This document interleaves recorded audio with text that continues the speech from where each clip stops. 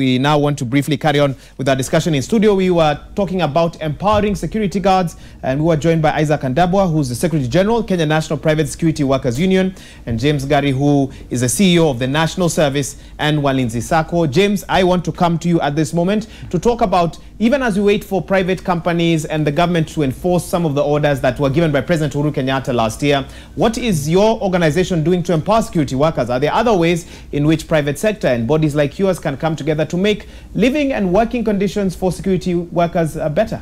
Thank you, Iga, for having us here. Basically, the National Service and Walinzi Sacco was a baby which was brought by from the Kenya National Workers Private Security Union. And due to the plight, the financial constraints which most of their members were having. Well, give us examples. What does the average security guard face in terms of financial constraints? Give us numbers. We're looking at most of them earning below the minimum wage, which is actually recommended by the government. And actually, we're looking at some of them who are earning around 6,000 to 8,000, unlike what the minimum wage, which the government has approved at 13,500. So with these issues, in terms of empowering them economically, it becomes a challenge. And from there, what we did is that through the assistance of the union, and the president, he actually gave a directive for the formation of a nationwide SACCO. That was back in December 2016. And from there, the SACCO was registered and came into being, and we have already started operating. What we are looking at is offering efficient, reliable, and affordable financial services to all private security employees and workers in the whole countrywide. Now, how will you offer services? Let's talk about that individual who earns 6,000 Kenya shillings. You can understand that in this Nairobi, by the time they pay accommodation, food, school fees for their families, they might be left with almost nothing. So how does your SACCO, how would your SACCO operate with an individual like that one? How do they empower them? What we're looking at is actually minimizing the terms of interaction in terms of them coming to the office. We are actually establishing a mobile platform, because when you look at the hours, we're looking at security guard working from 6 a.m. to 6 p.m. So what we are doing is that we want to establish a mobile platform where they can be able to interact with us 24/7. And actually what we're looking at is offering very cheap and affordable financial services, whereby they can be able to apply for those services on phone and be able to receive the same amount at the minimum interest rate in the market. Okay, Yep. Let me bring in Andabwa just to get some further thoughts. Your profile tells us that you are a former security worker. Talk to us a little bit about the life and the challenges that security workers in this country face. We pass them many times at gates, at doors, and sometimes not even giving a thought to the kind of lives that they are living. Just paint for us a picture. Yeah, I want to agree that the life of a private security officer is actually very much worse than people think of, because of the worse reason that you have said about the poor payments, place of work where they live. You remember all of them, they stay in slums, in shanties, a house which may be cost for about 5,000 in Nairobi, and yet is getting almost the same figure in terms of salary. So as a private security officer, I used to work with the USKK, but my employer was a bit better than the rest, because the US Embassy actually pays a bit better. So it's a life of actually food to mouth, because in terms of just as another human being, a private security is supposed to take his children to school, is supposed also to have those basic needs, medical and so forth.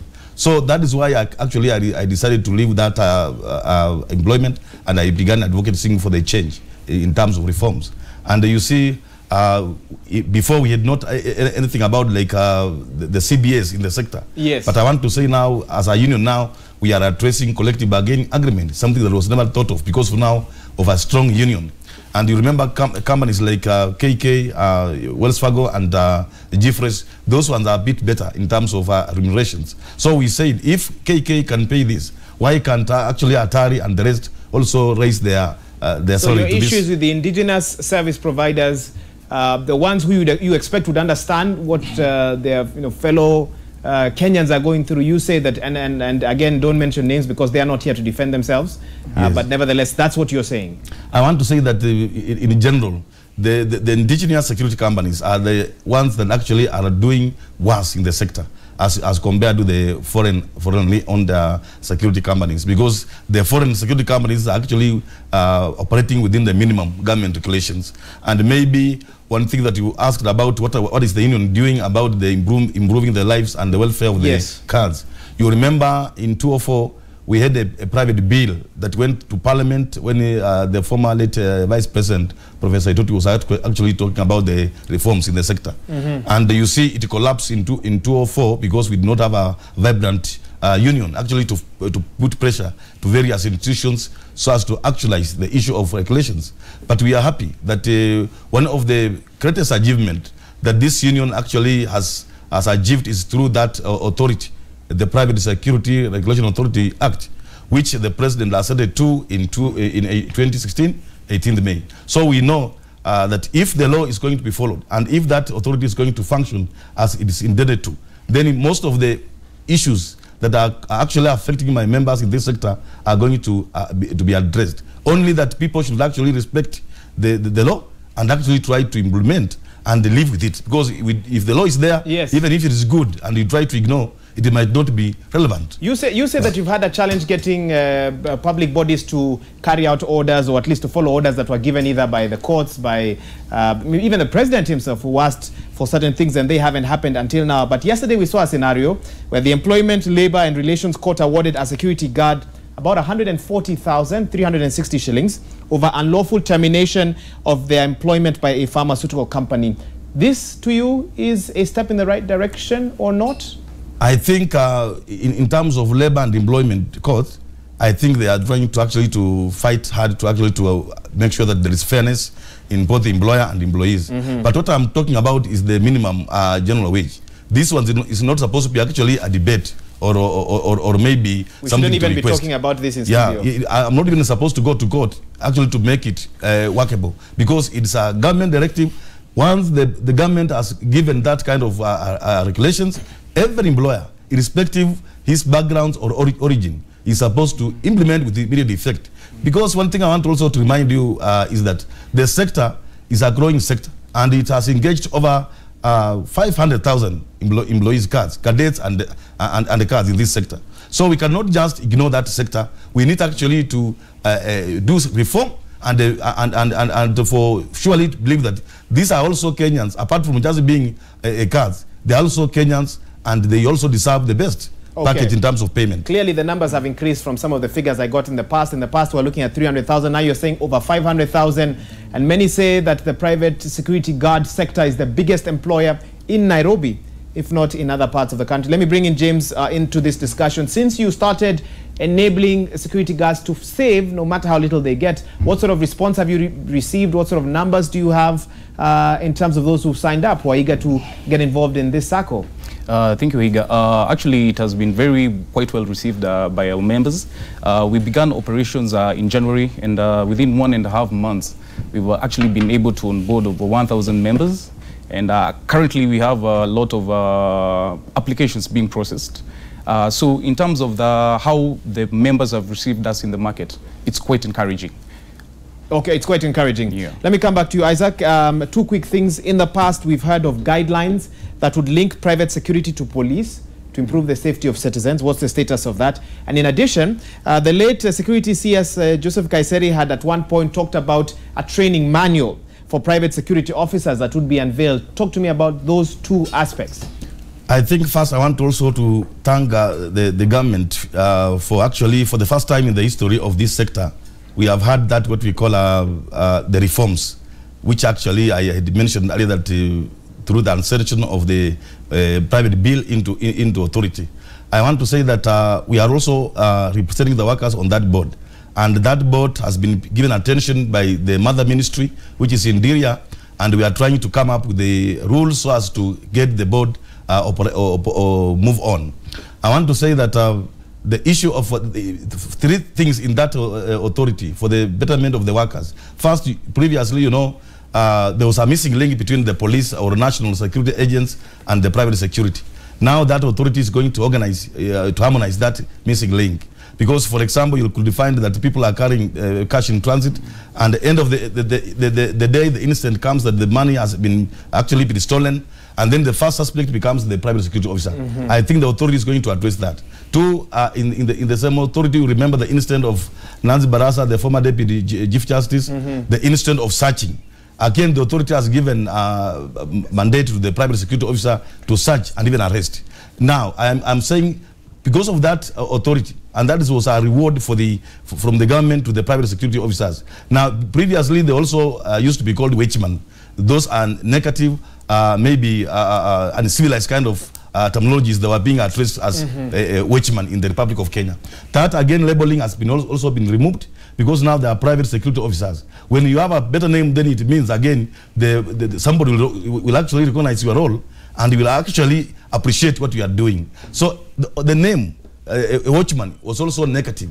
But now, as a private security officer, we are going to use that name actually to agitate for more payment and actually remuneration in terms of the cutting profession.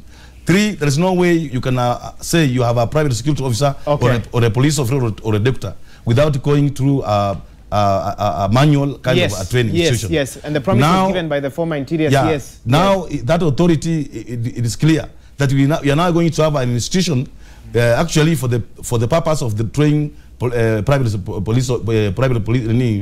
private security officers.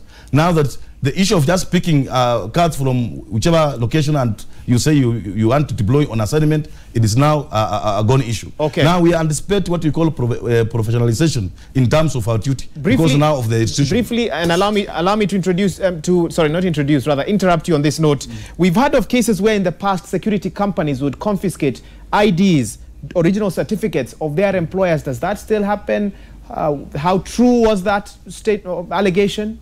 Isaac? I think there is impunity. As I said earlier, there is a lot of impunity in this sector because the law is clear. The only person that actually supposed to surrender the ID, the original ID, is maybe the defense and not the private security officers. We have in our sector specific companies, which I don't want to mention, who still retain the ID and even the original certificate of the workers. We have raised this matter even in court. We have even raised this matter with the relevant authority, but nothing has happened. But we believe in the operationalization of the authority, then all those concerns will be addressed, because now it will be an authority which maybe if you go against what it intends, you will be maybe your license or certificate could be even revoked. It actually sounds like you have quite a frustrating job. So many orders given, a lot on your side, but clearly no one is following them, no one is obeying them. What are you going to do if we are here again next year and again you're still saying the same thing, you've raised this, you've raised that, and no one has responded? I tell you, the security guards continue to live the same lives that they're living right now. I tell you, it has been not an easy way to actually to where we are. But I believe now with the authority, it is going to address all those concerns. But we believe only that if people are going to respect that authority and they live to the rules, because there is an issue of the law, and there is another issue of actually implementing and complying with that law. So we believe in the future, if everything is fully operational, most of the problems affecting the workers will be addressed. Okay, let me allow James Gari to give us his final thoughts on what it would mean to financially empower security guards beyond waiting for government and other bodies to come in, the SACCO and other approaches that you think can go a long way in making the lives of security guards easier. In terms of the private security industry, what needs to point out is that we're not only onboarding the private security employees, we are looking at extending even it to their dependents. So we're looking at actually bridging the number to almost like 1.5 members. So what we are trying to do is empower them financially, to the sense that they can be able to actually do some more economical activities and actually even cater for their families. Because some of the products that we intend to introduce as a SACCO are even health products, which maybe some of these private security firms do not offer at their place of work. So we are also going to be offering some of these health products. We are going to be offering some insurance products. That security guards can get privately from you, like just on their own? But definitely we are going to be on a negotiated platform where we can be able actually to bridge the gap which has been there in terms of, the premiums which are paid for medical insurance and all that. So what we intend to achieve at the end of them is to empower the whole private security industry so that they can be actually recognized the way the police service industry is recognized. Give us timelines. How soon will all this be available to the guards who I'm sure many are watching and are curious? Or are they available right now? Definitely, we are, in terms of the recruitment, we have already started the recruitment drive.